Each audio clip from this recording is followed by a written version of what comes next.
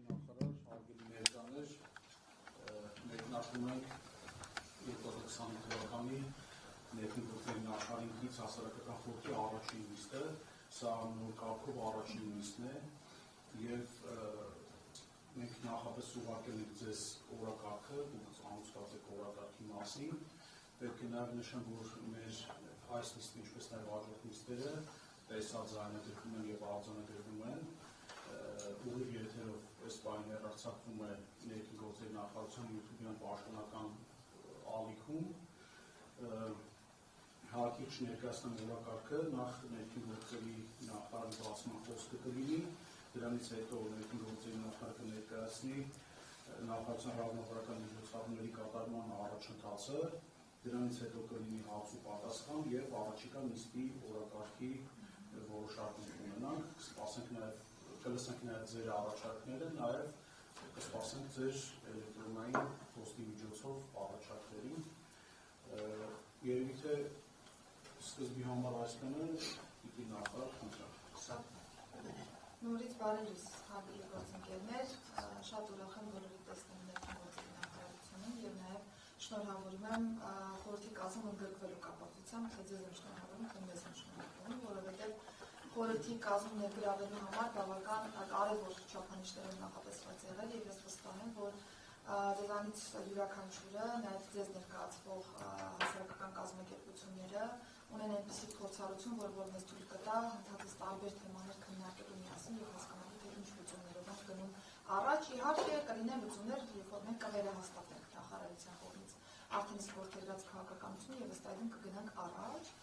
Հաշվի առնելով օրակարգը, նախորդ ձեզ ծանոթացել էինք օրակարգի մասին, քանի որ առաջին նիստն է, շատ կարճ ուղղակի կներկայացնեմ ֆրանսիաս տարբերակապատված ինչ ենք ունեցել տարբեր ոլորտներով, հետո եթե դիտարկումներ կունենաք, սիրով կվերցնենք այդ դիտարկումները եւ արդեն կանդրադառնանք առաջիկայում հրավիրվող արդեն շատ ավելի թիրախային խորհրդի նիստի օրակարգերին, որտեղ որ կարողանանք կոնկրետ թեմաների վրա կենտրոնանալ եւ ըստ այդմ ավելի առարկայական գնալ առաջ։ Հիմա նախարարության տեսանկյունից առաջին եւ ամենակարևորը, որից համար առավելապես կարևորը բոլոր փոփոխությունների տրամադրության մեջ դա կրթության ոլորտն է եւ մենք անցած տարվա կտրվածքով հասցրել ենք ամբողջովին ձևավորել ներքին գործերի նախարարության նոր կրթահամալիրը, որը համակարգի կադրերի պատրաստման, ընթացիկ վերապատրաստման համար պատասխանատու հիմնական կառույցն է։ Իհարկե մենք առանցքային փոփոխություններ ենք այդտեղ արել, որովհետեւ տարբերություն նախին, երբ որ գործում էին ուժային կրթական հաստատության հետ, խոսքս թե փոխարարության մասին է եւ թե նաեւ ոստիկանության, այստեղ քաղաքացիական բարձրագույն ուսումնական հաստատության տրամաբանության մեջ ենք մենք կառուցել այս նոր կրթահամալիրը եւ քաղաքացիական կառավարմամբ գործող նոր կրթահամալիր ունենք, հրավիրված դասախոսներ նաև ունենք ներգրաված, ընդ որում մեծամասամբ հենց այդպիսի դասախոսներ են, որպեսզի նաև թարմ ներուժ, այսպես ասեմ, անընդհատ ներարկենք կրթական process-ի մեջ եւ կարողանանք նորովի իրականացնել կրթական գործընթացները եւ նշեմ, որ թե ռեկտորը, թե պրոռեկտորները, թե հիմնական անձնակազմը քաղաքացիական անձնակազմ է եւ սա շատ կարեւոր կարծում եմ նվաճում է մեզ համար, իհարկե Առաջնային դա կարող է թվալ ընդհանրեն հաստիկային փոփոխության մասին ենք խոսում, բայց սա կարևոր մթնոլորտային փոփոխություն է նաև կրթության ոլորտում, որովհետև նախարարությունը պիտի հիմնական կապող ուղղակը լինի կրթահամալիրի եւ ծառայությունների եւ այստեղ նախարարությունը ինչպիսի քաղաքականություն որ մշակեց, ինչպիսի քաղաքականության ազդակներ նաև եկան ծառայություններից, այդպիսի կրթական process ապա կրթահամալիրը կմատուցի։ Եվ նաև պիտի փաստեմ համեցիկ բանսապանը, եւ նաև պիտի փաստեմ, որ մենք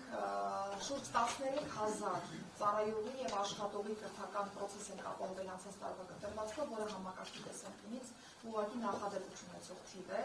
բայց որպեսզի նաեւ պարզ լինի, մենք անցած ամբողջ տարին կենտրոնացած ենք եղել ոստիկանության գվարդիայի ծառայողների պատրաստման process-ի վրա, ուժային միջոցների գործադրման նոր ստանդարտներ ենք ներառել եւ մեր աշխատողները այսօր կարող են գործադրել ուժային միջոցներ միայն եթե հատուկ վերապատրաստում են անցել դրա համար, իսկ այլ հավասար պայմաններում դա կլինի ոչ իրավաչափ ուժի գործադրում, սա է պատճառը, որ նաև մենք մեծ ջանք ենք դրել, որպեսզի կրթահամալիրը կարողանա սպասարկել այն քաղաքականությունը, որը նախարարությունը մշակել է։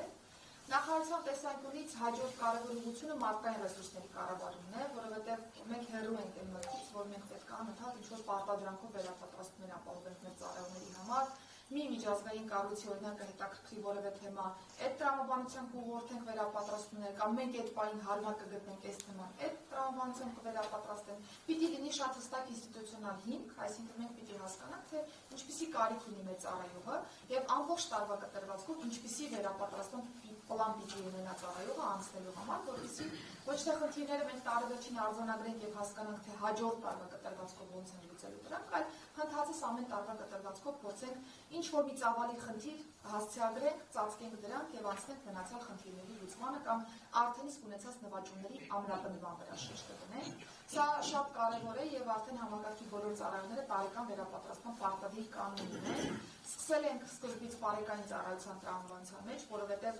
ամենաչակերտավոր հարմար ծառայությունը այսպիսի պրոցեսներ պիլոտավորելու հենց բարեկային ծառայությունն է, քանի որ նորովի բազմաթիվ լուծումներ ենք փորձարկում, բայց այսուհետ ամբողջ համակարգ հստակության տարեկան վերապատրաստման ցիկլի մեջ պիտի ներառվի եւ սա կարծում շատ կարևոր նշանակություն կունենա հետագա գիտելիքների հմտությունների կատարելագործման տրամաբանության մեջ։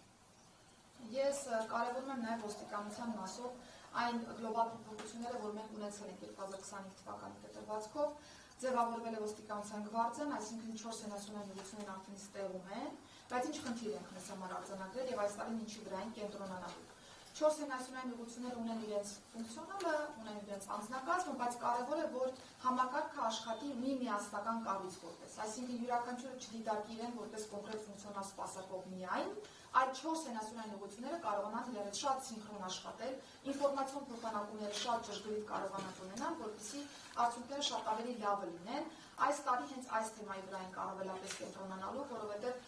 կարծում ենք, որ ոստիկանության աշխատանքը չպիտի սահմանափակվի միայն հենասյունային որևէ ուղղության գրանցված արդյունքներով։ Ի վերջո միասնական համակարգի մասին ենք եւ յուրաքանչյուր ուղղություն, այո, առանձին վերցված կարեւոր է, արդյունքները կարեւոր են, մենք դրանք շարունակելու ենք դիտարկել եւ նաեւ հանրայնացնել, կոմունիկացնել այդ արդյունքները, բայց մեզ համար պակաս կարեւոր չէ նաեւ այս 4 ուղղության համատեղ աշխատանքը, որովհետեւ սա շատ ավելի լավ լուծումներ կարող է պրակտիկորեն ունենալ եւ շատ ավելի լավ արդյունքներ կարող են գրանցել, ուստի այս տարի կենտրոնանալու ենք հենց այս նոր կառավարման մոդելի ամբողջ ներուժը օգտագործելու խնդրի վրա։ Գվարդիան պիտի նշեմ, որ մոտեցումների առումով փոփոխված տրամաբանությամբ այս պայն աշխատում, որովհետև նաև շրջիկ կարգախմբեր ունենք գվարդիայի հետիոտ ընծառայություն իրականացնող, որոնք որ նաև հանցագործություններ են բացահայտում։ Սա կարևոր է նաև մտածողության փոփոխության համար, որովհետև վաղուց արդեն մենք չենք մտածում, որ ոստիկանության գվարդիա պիտի սպասարկի միայն հավաքներ եւ այդքանով սահմանափակվեն։ Ոստիկանության ծառայողներ են, պիտի իրականացնեն ոստիկանության առջև դրված բոլոր խնդիրները եւ կարևորում է, որ շուրջ 150 հանցագործության դեպք տարբեր ժամանակահատվածներում արդեն իսկ գվարդիան կարողացել է բացահայտել եւ շարունակելու են երթուղիների ընդլայնման քաղաքականություն, որովհետեւ ինչքան մեծ ծածկողականություն մենք ունենանք բակերում, փողոցներում, այնքան շատ ավելի կանխարգելիչ աշխատանքներ կկարողանանք երաշխավորել պրակտիկորեն։ Բարեկային ծառայության անդրադառնալիս պիտի նշեմ, որ անցած տարվա կտրվածքով մեծ կենտրոնացում ենք ունեցել հատկապես ճանապարհատրանսպորտային պատահարների վրա եւ ուրախությամբ պիտի նշեմ, որ 24-25 թվականների կտրվածքով մեզ հաջողվել է 95 կյանք փրկել ըստ էության խնայել որպես այդպեսին եւ մենք շարունակելու ենք այս ուղղությամբ աշխատանքները, ընդ որում այսօր նաեւ դիտարկում ենք մինչ այս պահ մեր ունեցած արդյունքները կրկին համեմատած անցած տարվա այս ժամանակահատվածի հետ 10 զոհով ավելի քիչ պատկեր ունենք այս պայծրությամբ, բայց ես ուզում եմ, որ նաև միասին այն մոտեցումը ունենանք, որ այս process-ը բարեկային ծառայության ջանքի արդյունք է, բայց նաև հետևյալ խնդիր ունենք արտոնական ծառայության կազմակերպման տեսանկյունից, մենք մեծ ներուժ ենք դնում ճանապարհային երթևեկության կազմակերպման, ճանապարհատրանսպորտային պատահարների կանխարգելման ուղղությամբ եւ դա է, որ այսպիսի արդյունք է մեզ երաշխավորում։ Բայց ամբողջ ներուժը բնականաբար չենք կարող ուղղել միայն այս ուղղությամբ աշխատանքների, որովհետև բակային ծառայություններն են այս տրամաբանության մեջ ավելի քիչ ժամանակ մնում, որ ծառայողներն ավելի ուշ ժամերի մտնեն բակեր, կամ այլ կանխարգելիչ աշխատանքներ իրականացնեն, պարզապես հետիոտ ընկալքախմբերով պատտվեն Երևանում եւ մարզերում։ Այսպիսի խնդիր ունենք արձանագրած ինքներս մեզ համար։ Բնականաբար չենք դիտարկում այն տարբերակը, որ դուրս են գալիս ամբողջովին ճանապարհային երթևեկության կազմակերպման այսպես հանձնարարությունից եւ կենտրոնանալու ենք մնացյալ աշխատանքների վրա, բայց ես ուզում եմ նաեւ խորհրդի ուշադրությունը հրավիրել այս հանգամանքին, որ մենք պիտի շարունակենք իրազեկմանը միտված միջոցառումները, հատկապես երթևեկության մասնակիցների շրջանում, որովհետեւ ինչքան շատ մեր հայրենակիցները, մեր քաղաքացիները գիտակցեն, որ երթևեկության կազմակերպման տրամաբանության մեջ ոչ թե մենք տուգանելու միտում ունենք, որ հսկողությունն ավելի ուժեղացնում ենք եւ դրա արդյունքում է, որ այսպիսի լավ պատկեր ենք արձանագրում տարբեր ուղղություններով, այլ մեր նպատակը մշակույթ ձևավորելն է, պատշաճ մշակույթ ձևավորելն է, որ այդտեղ բանը նույնիսկ չհասնի նաեւ բարեկային ծառայողի կողմից որևէ ձևով որևէ խախտման արձանագրման։ Քրեական ոստիկանություն եւ համայնքային ոստիկանությունը եւս ունեն մի շարք արդյունքներ գրանցած, քրեական ոստիկանության դեպքում պիտի փաստեն, որ շուրջ 25 միլիարդի հասնող պետության եւ համայնքի պատճառված վնաս ենք արձանագրել մեր կազմակերպած հանցավորության դեմ պայքարի վարչության օպերատիվ աշխատանքի արդյունքներով։ Ունենք հանցավորության տարբեր ուղղությունների մասով դրական ազդակներ, ես հատուկ եմ շեշտում դրական ազդակներ, որովհետեւ դեռ շատ ու շատ անելիքներ ունենք այս տեսանկյունից։ Իհարկե ընթացիկ տարում եւ այսօր էլ գիտեք, որ տարբեր ուղղություններով անընդհատ քննարկվում է հանցագործության աճ ունենք, չգիտեմ, սա է շատացել, նա է շատացել, այս խոսակցությունները եւ նաեւ տարբեր միտումներով այս խոսակցությունները մի կողմ թողնելով ես ուզում եմ հանրային խորհրդին տեղեկացնել, արդեն իսկ հասցրել ենք նաեւ հանրայնացնել, որ 2025 թվականին, 24 թվականի համեմատությամբ մենք ունեցել ենք 3.2%-ով հանցագործությունների թվի նվազում, բայց ես ուզում եմ փաստել, որ սա բացառապես կարելի է դիտարկել հատկապես իրավապահ համակարգի աշխատանքի արդյունք,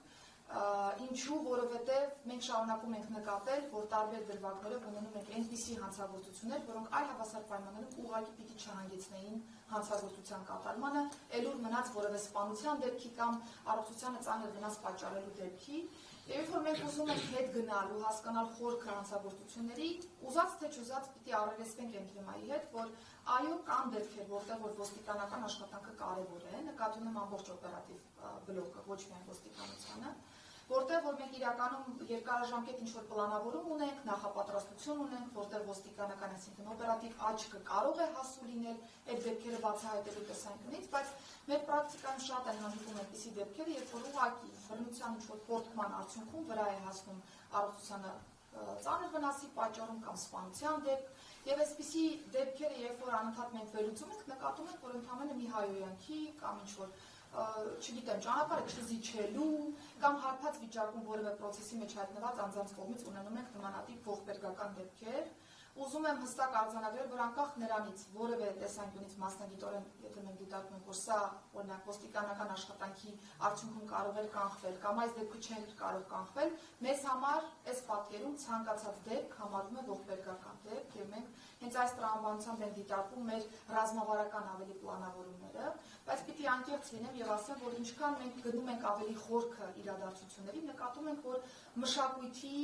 ոչ ճիշտ ընկալման, քրեական ենթամշակույթի տարրերի ավելի խորքային, այսպես ասեմ, ընկալման հետ կապված հարցեր ունենք եւ ուզում եմ անկեղծորեն արձանագրել, որ մեզ համար ֆիքսել ենք, որ դեռևս չունենք կոնսենսուսով հանրային խորշանք քրեական ենթամշակույթի նկատմամբ, որովհետեւ շատ հարցեր, որոնք որ կարող են այլ ճանապարհով լուծվել, միանգամից դիմում են տարբեր ծայրահեղ մոտեցումների, որի արդյունքում ունենում ենք համանման դեպքի վրա հասնումը եւ այս ուղղությամբ ուզում եմ հատկապես խորհրդի ուշադրությունը կենտրոնացնել եւ միասին նաեւ հասկանանք, թե իրազեկման միջոցառումների, թե մնացած բաղադրիչների առումով ինչպիսի քայլեր պիտի ձեռնարկենք։ Իհարկե իրավապահը պիտի շարունակի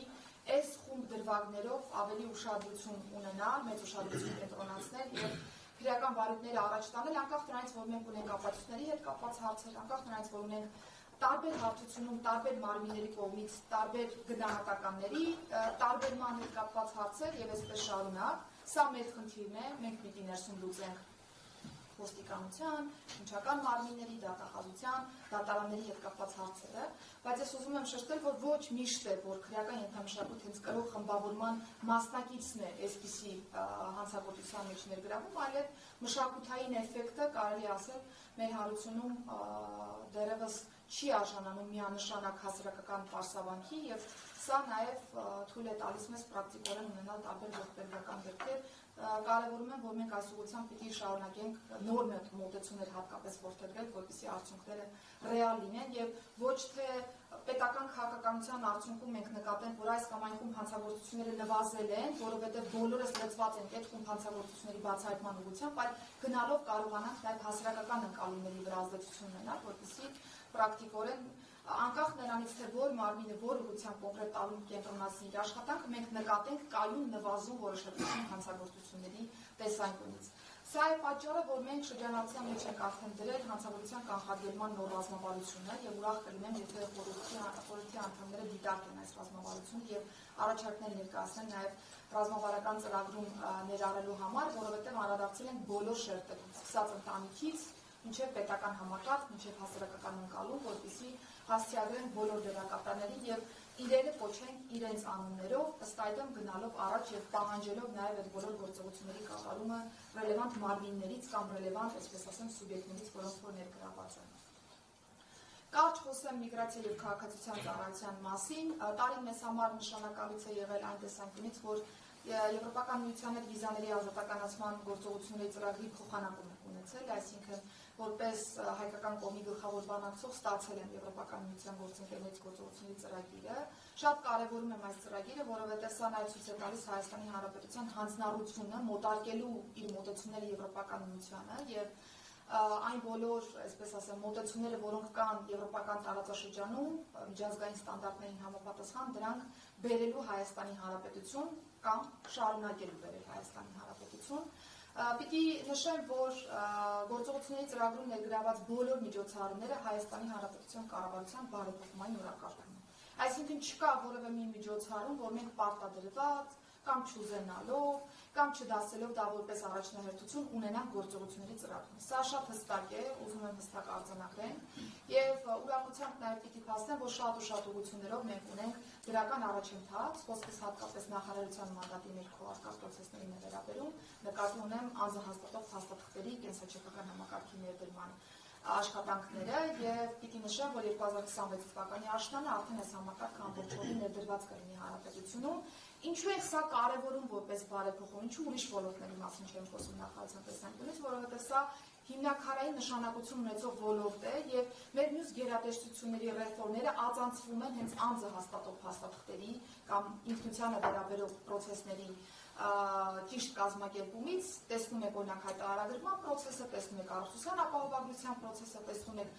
աշխատանքային պայմանագրերի թվայնացման պրոցեսներ եւ այսպես շարունակ։ Եվ թվայնացման ամբողջական պլանը մեր երկիրը կարող է իրացնել այն պայմաններում, երբ որ մենք հստակ ունենք նաեւ ճշգրիտ կենսաչափական համակարգ ներդրված, որը թույլ կտա արդեն մեզ ցանկացած, այսպես ասեմ, ստեղծագործական մտքով իրացնել այն ռեֆորմային մոտեցումը, որը պետությունը տարբեր ժամանակահատվածներում կարող է որդեգրել։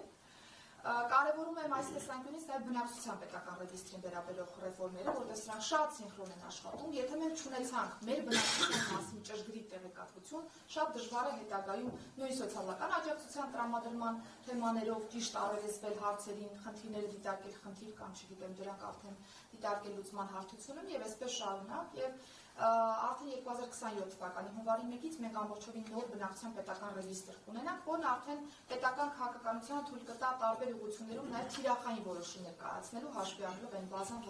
որը որ մենք ունենանք բնակչության պետական ռեգիստրի տեսանկյունից։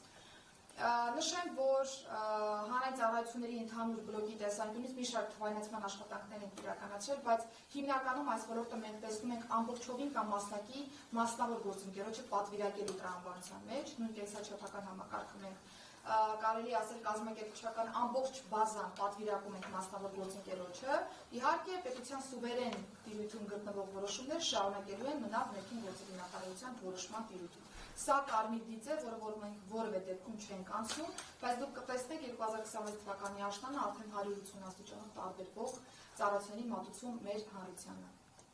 Կարճ փրկարար ծառայության մասով էլ խոսեմ եւ արդեն հարթակը թողնեմ դիտարկումներին կամ հարցերին տարբեր մտքերին։ Փրկարար ծառայության մասով իրականում կարևոր եմ համարում այն, որ մենք արդեն փետրվարի 15-ից գործարկել ենք նոր 112 գրասենյակը, ինչու որովհետև մենք միավորել ենք ոստիկանական եւ փրկարար կանչերը մի տանիքի ներքո եւ կարևոր է այն, որ այդ տանիքը հանդիսանում է ներքին գործերի նախարարություն, այլ ոչ որևէ ծառայություն, որտեղ որ կաշկանդվածություն կլինի կամ ծառայության հետ կապված որոշակի հարցեր կլինեն։ Գործարկվել է նախարարության 112 օպերատիվ կառավարման գրասենյակը, նախարարության կազմում անջատ ծառայություններից, բայց միևնույն ժամանակ մոդեռն ձևաչափով ունակ կառավարելու փրկարարական կամ ոստիկանական ահազանգելը այս մասով եւ Պիտի նշեմ, որ մենք արդեն մոտ 1 ամսվա գործունեության արդյունքում նկատում ենք, որ էական փոփոխություններ ունենք ահազանգի սպասարկման տեսանկյունից։ Մեր նպատակն այն է, որ զանգը կարողանանք սպասարկել մինչև 10 վայրկյանում։ Սա առաջին հայացքից կարող է թվալ վայրկյանային ինչպիսի տարբերության մասին ենք խոսում, բայց կարևոր է, որ մենք զանգը իրականում միջազգային ստանդարտով մինչև 10 վայրկյանում կարողանանք սպասարկել, հասկանալ բոլոր անհրաժեշտ քայլերը եւ ըստ այդմ մեր կարգախմբերը կամ փրկարար ծառայության ուժերը կամ շտապօգնության բրիգադները կարողանան տեղում լինել ըստ անհրաժեշտության։ Ունենք բավական ծանրաբեռնվածություն այս պայծրությամբ կենտրոնում, բայց պիտի նշեմ, որ առաջիկայում գործարկելու ենք թեժ գիծ, որովհետև ստանդարտը այն է, որ 112 իրականում պիտի քաղաքացու ահազանգը սպասարկի, այլ ոչ օրինակ տեղեկատվական տարբեր հարցեր կարգավորի։ Մենք նկատում ենք, որ մեր զանգերի կեսից ավելին տեղեկատվական բնույթի զանգեր են եւ X պահի, երբ որ դուք կնկատեք, որ օրինակ օպերատորը զբաղված է, բայց զուգահեռ իրականության մեջ մենք ունենք իրականում ահազանգ, այսինքն հանցագործության դեպք, չի բացառում, որ հենց այդ պահին մեր քաղաքացին սպասարկում է օրինակ երկրորդ գիծ կանգնած տրանսպորտային միջոցով կապված ինչ-որ մի ահազանգ կամ չգիտեմ խորհրդատվական ինչ-որ մի զանգ, եւ մենք ուզում ենք տարանջատել այս երկու խմբերը, որպեսզի ահազանգող քաղաքացին անմիջապես կարողանա 112-ով ստանալ իր զանգի պատասխանը եւ կարողանանք մեր process-ները կազմակերպել։ Տարին ամփոփել ենք փրկարար ծառայության արդիականացման հայեցակարգի հաստատմամբ։ Կարևոր է, որ այս ծառայությունը եւս անմասն չմնա ռեֆորմներից, որովհետեւ արտակարգ իրավիճակների նախարարության լուծարումը, փրկարար ծառայության տեղափոխումը ներքին գործերի նախարարության համակարգ ենթադրում է, որ մի ահազանգի մի արձագանքի տրամաբանության մեջ պիտի աշխատեն համակարգի երկու ծառայությունները եւ այս ծառայությունը եւս պիտի անմասն չմնա ռեֆորմային փոփոխություններից, սա կարեւոր է, մենք արձանագրել ենք, որ ծառայությունում հատկապես ուժեղացնելու են կամավորական ուժերի ներգրավման հետ կապված ուղղությունը, քշեջ փրկարարական ջոկատների վերազինում ենք ապահովելու արդեն իսկ անցած տարվա կտրվածքով հասցրել ենք մեթատեխնիկական վերազինումներ ունենալ եւ կարեւոր է, որ այս տարի այս ոլորտում շարունակենք մեծ ներդրումներ ունենալ, որպեսզի կրկին իմ ասած ահազանգի սպասարկման տրամաբանության մեջ շատ ավելի սահուն կերպով կարողանանք բոլոր ահազանգերին անդրադառնալ։ Հարգելի գործընկերներ, նախարարության ոլորտը շատ մեծ է, աշխատանքները շատ են, թե կատարված արդյունքները նկատի ունեն, թե մեր խնդիրներ ունեն, որոնք որ հետևողականորեն մենք արձանագրում ենք եւ դրանց լուծմանը միտված քայլեր են ձեռնարկում, բայց այստեղ թույլ տվեք կանգ առնել, որովհետեւ եթե խոսենք տարբեր բլոկներից, հաստատ շատ ու շատ հարցեր կլինի, որոնք որ կարիք կունենան արձագանքի, այստեղ կանգ կառնեն, արդեն հարցակ կբացենք մտքերի փոխանակման հարցերի կամ առաջարկների համար։ Շնորհակալություն նախարար, եթե կան հարցեր, դիտարկումներ, առաջարկներ, խնդրեմ պարոն Արտոյի։ Շնորհակալություն, հրավիրի նախարար, շնորհակալություն հայտնեմ այդ կատարածնային լայնածավալ աշխատանքի համար, ես նկատում նախարարության ձևավորման և բարեփոխումների առումով, ես մանրամասնական իրավաբանների հայկական ասոցիացիայի փոխնախագահ, փաստաբան և մեր ասոցիացիան տարբեր այսպես ձևաչափերով նախարարության հետ համագործակցում են, որ ձերով ներգրավված է նաև բարեփոխումների աջակցության գործընթացում, դուք ձեր խոսքում բավականին իրավացիորեն հենց սկզբից անդրադարձակ կրթության ոլորտին, իսկապես ես էլ նաև որպես բազմահանած դասակը շատ եմ կարևորել եւ ժամանակին նաև որպես փորձագետ ոստիկանության կրթահամալիրի հետ առնչվել եմ եւ այն ժամանակ հենց իմ ձևավորվել էր այդ կարծիքը, որ ցավոք սրտի այնտեղ հատկապես էթիկայի բարեբախտության հետ կապված կիրառական գիտելիքներ չէին տրվում ունկնդիրներին, հուսով եմ, որ հիմա կրթահամալիրի բարեփոխման արդյունքում մենք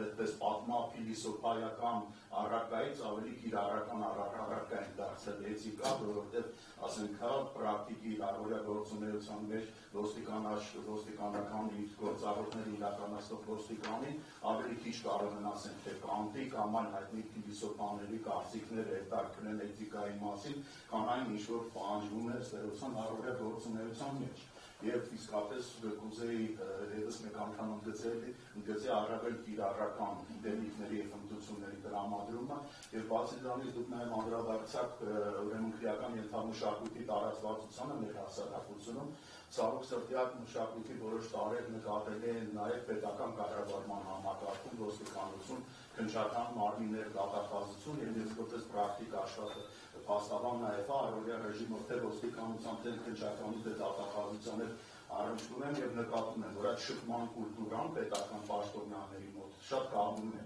Եվ երկրորդ օրինակ զանգում ես առաջ անգամ որևէ ոստիկանի քննիչի կամ դատախազի կանում ես ասես բարև ձեզ դուքով եւ այլն, միանգամից դուրը վախտերս ցավը տանեն, դու խնդրեմ չունես, միանգամից վերածում են, ասենք այդ բնույթի խոսակցությամբ։ Մենք չի որ մենք չենք տիրապետում այդ լեզվին, բայց արդյոք պետական այսպես պաշտոնյայի հետ շփումը պետք է իրականացնել այս ձևաչափով։ Եվ կարծում եմ նաև սրան է պետք մեր ձևաշարժություն դարձնել, որտեղ եթե հայ իրավապահ համակարգի ներկայացները այս ձևով այս խոսույթով են խոսում, ապա շատ կային քաղաքացիներից ինչ ակն կարենք։ Շնորհակալություն պարոն Ատոմյան, մտքերի համար իրականում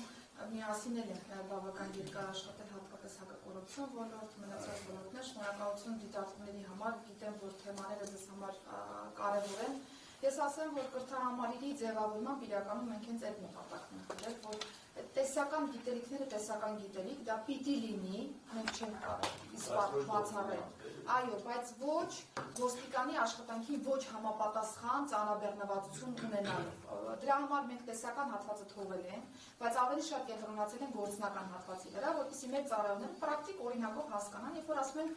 էթիկապես ճիշտ շփվել կամ բարևարկել, դա ինչ է նշանակում։ Որովհետև շատ հաճախ մենք այո բոլորս կարող ենք ասել, պիտի ունենանք բարևարկ ոստիկան, պիտի չգիտեմ, էթիկապես ճիշտ շփվես, բայց օրինակով ինչպես, օրինակ եթե ընտանեկան բռնության զոհի հետ ես առնչվում, ինչ ասել է էթիկապես ճիշտ շփվել, ինչ ասել է կրկնակի զոհականացման չգնալ, ինչ ասել է ճիշտ դիրքավորվել, ինչ ասել է այս հարցերը մի տվեք, այս հարցերը տվեք, որովհետև շատ հաճախ մերոնք կարող են այնպիսի հարցեր տալ, որ առաջին հայացքից կթվա թե ոչ մի վնասական ինչ-որ մի պրոցես չկա, բայց երբ որ մասնագիտորեն նայես, կնկատես, որ այդ հարցը ուղղակի չի կարելի տալ բռնության զոհին։ Ես վստահ եմ, որ դուք նաև գիտեք, որ ինչքան էլ որ մենք հենց այս պայն այսպիսի փոփոխությունների process-ի մեջ ենք, բայց ուզած թե չուզած ժամանակ է սատանելու, որպեսզի էլի մեր ծառայողներն են մշակութային փոփոխության կարիք ունեն։ Երբ որ ես խոսում եմ հարության մասին, պիտի ընկալենք, որ մեր ոստիկաններն են այս նույն հարության մասը։ Եվ իրենց էլ է ժամանակ անհրաժեշտ մշակութային փոփոխություն ունենալու, բայց կարևոր է, որ մենք ֆիքսել ենք, որ դրա կարիքը կա։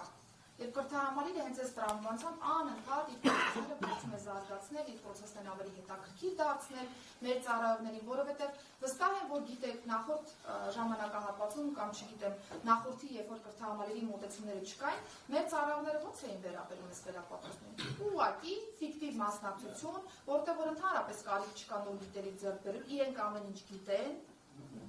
կամ կրթահամալիրը գիտի օրինակ այդ սա է պետք կամ այս թեման է պետք, բայց երբեք չի առնչվել պրակտիկ գործունեությանը եւ ես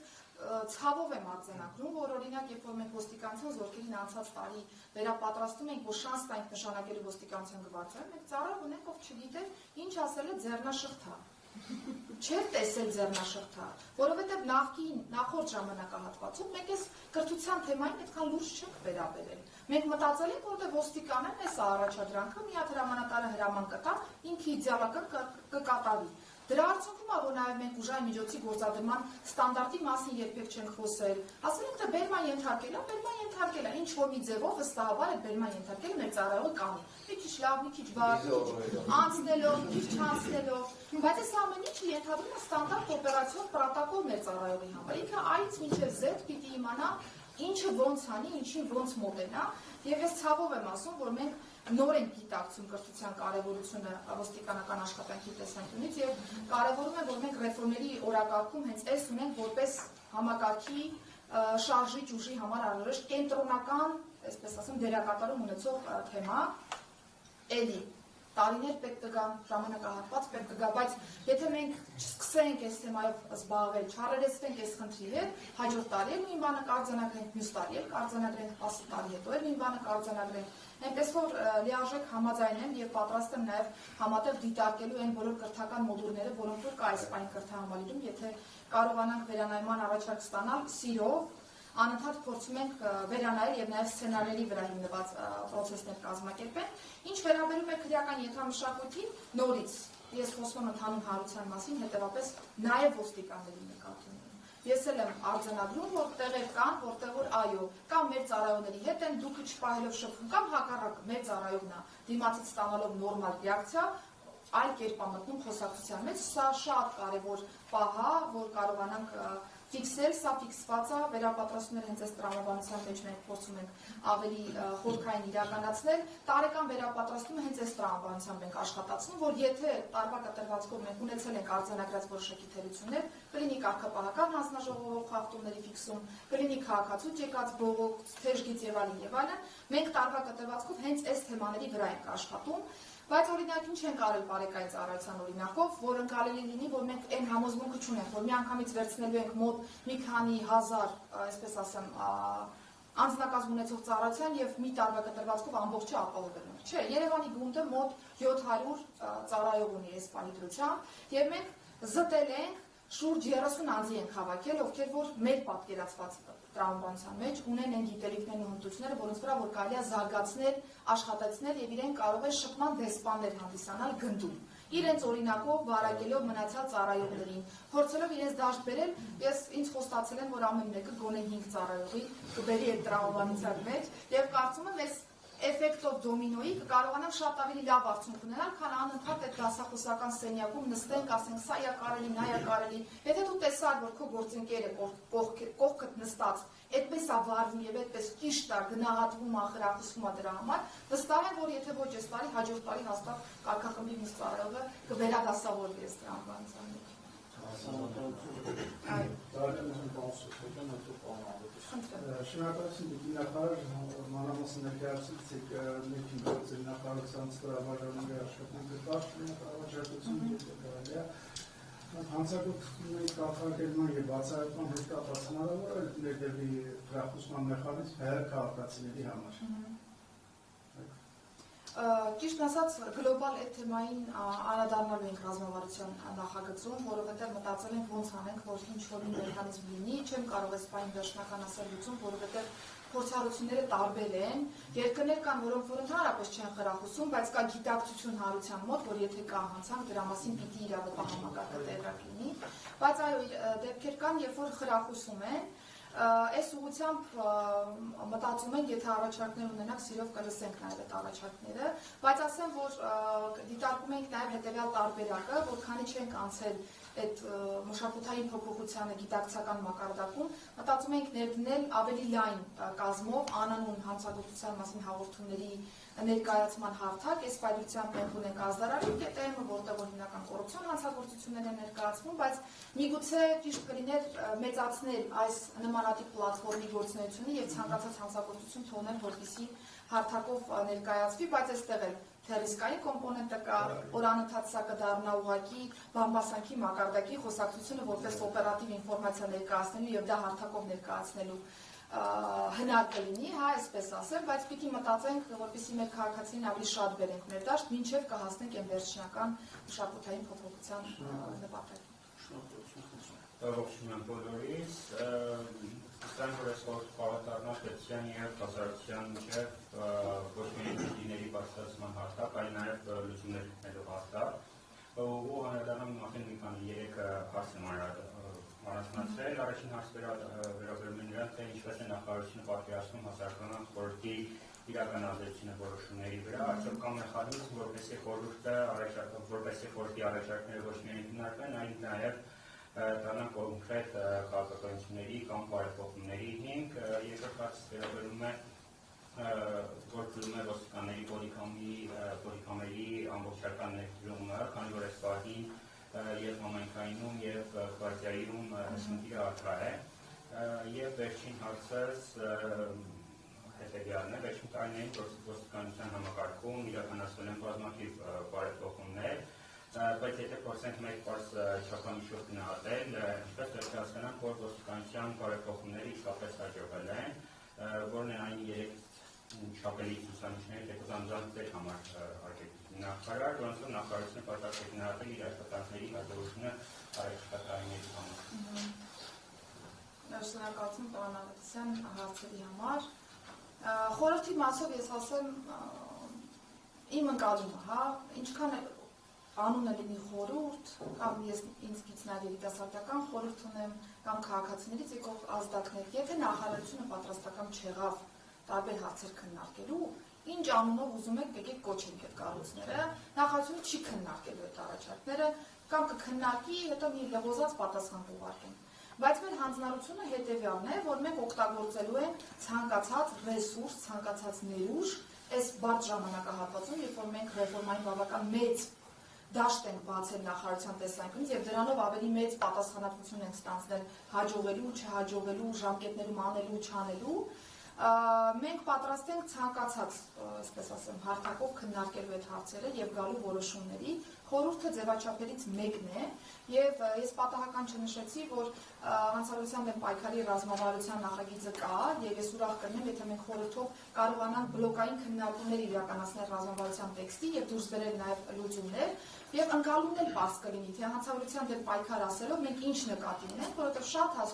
հաճախ շատ պարզունակ ընկալումներ կան հանցավորության դեմ պայքարի մասին։ Մեր օրինակ հանրության շատ շերտերի թվում է, թե մենք յուրաքանչյուր քաղաքացուն պիտի մի ոստիկան կցենք եւ հետևենք այդ քաղաքացու բոլոր քայլերին, բայց պիտի մենք գիտակցենք, որ մենք ժողովրդավարական հասարակություն ենք եւ այդտեղ նմանատիպ մոտեցումներ ուղղակի տեղ չունեն ընդհանրապես, բայց մենք պիտի ունենանք հստակ մեխանիզմ, որտեղ որ դերաբաշխմամբ յուրաքանչյուր կառույց, յուրաքանչյուր սուբյեկտ ունենա իր պատասխանատվության գոտին եւ դրանով մենք կարողանանք երկարաժամկետում արդյունքներ ունենալ։ Տեսեք, ինչ արդյունք որ մենք նշում ենք, դրանք այս պայծրությամբ կառավարության քաղաքականությունը իրացնելու արդյունքներ են որպես այդպեսին։ Ես չեմ վախենա դա, որտեղ իրականում նույն դեպքերի բացահայտման հետ կապված հարցերը մենք մեր օրինակ օպերների առջև խնդիր ենք դրել, որ գնահատում են քրեական ոստիկանության աշխատանք ոչ թե նրանով, որ անձը հայտնի է, բերել են ոստիկանություն, այլ որ անձին կա առաջադրված մեղադրանք, այսինքն շեմը շատ ավելի բարձրացրել են։ Բայց եթե մեր ծառայողներին լսեք, օբյեկտիվորեն կասեն, տիկին նախարար, օրինակ մենք ոչ կալանավորելու հետ կապ ունենք, ոչ վարույթի պայմաններում ձերբակալելու հետ կապ ունենք, որովհետև վարույթի պայմաններում այլևս քննչական մարմինավորոշում ձերբակալի թե ոչ մեղադրանքի առաջադրման հետ կապված ինչ որ լիազորություն ունենք, ոնց ենք մենք գնահատում օպերի աշխատանքը առաջադրված մեղադրանքով, երբ որ դա դատախազության տիրույթում է կամ քննչական մարմինների հետ հարաբերակցության տիրույթում է։ Բայց մենք գտնում ենք, որ վաղուց դուրս ենք եկել այդ մոտեցումից եւ մեր հանրությանն էլ է պետք, երբ որ ասում ենք հանցագործության բացահայտում, պիտի շատ ավելի ծանրակշիռ process-ով ներկայանանք հանրությանը եւ քրեական ոստիկանության դեպքում հատկապես, քանի որ ծանր եւ առանձնապես ծանր հանցագործությունները բավական փոքր տոկոսն են կազմում մեր ընդհանուր հանցագործության կառուցվածքում, մենք մեր առջև խնդիր ենք դրել, որ այդպես են գնահատում մեր ծառայողներին։ Եվ ես ուրախությամբ պիտի նշեմ, որ 24 թվականի համեմատությամբ 25-ին ավելի աճել է տոկոսային հարաբերակցությունը, թե մեղադրյալ ներգրաված անձանց մասով եւ թե նաեւ անձահայտնի լինելու ցուցիչով։ Այստեղ կարևորում եմ նաեւ մեր քննչական մարմնի եւ գլխավոր դատախազության աշխատանքը, որովհետեւ եթե մենք մեր առջև խնդիր չդնենք, որ օրինակ նույն դատախազների աշխատանքը գնահատվելու է ավելի բարձր գնահատականով, եթե մեղադրյալ կամ ներգրաված տվյալ վարույթում տվյալ տարվա կտրվածքով, ինչքան էլ որ օպերը ջանա բոլոր ապացույցների հավաքագրման աջակցի, որևէ բան չի ստացվի։ Դրա համար սա կարծում եմ համակարգերին դեպի վերև տանող, վերև քաշող process է, որտեղ որ յուրաքանչյուրը հասկանում է, որ իր գործողությունից կախված է կոնկրետ անձին մեղադրանք առաջադրելը եւ ուրախ եմ նորից եմ շեշտում, որ այս տարվա կտրվածքով տոկոսային հարաբերակցությամբ ավելի մեծ թվով մեղադրանքներ ունենք ներգրաված,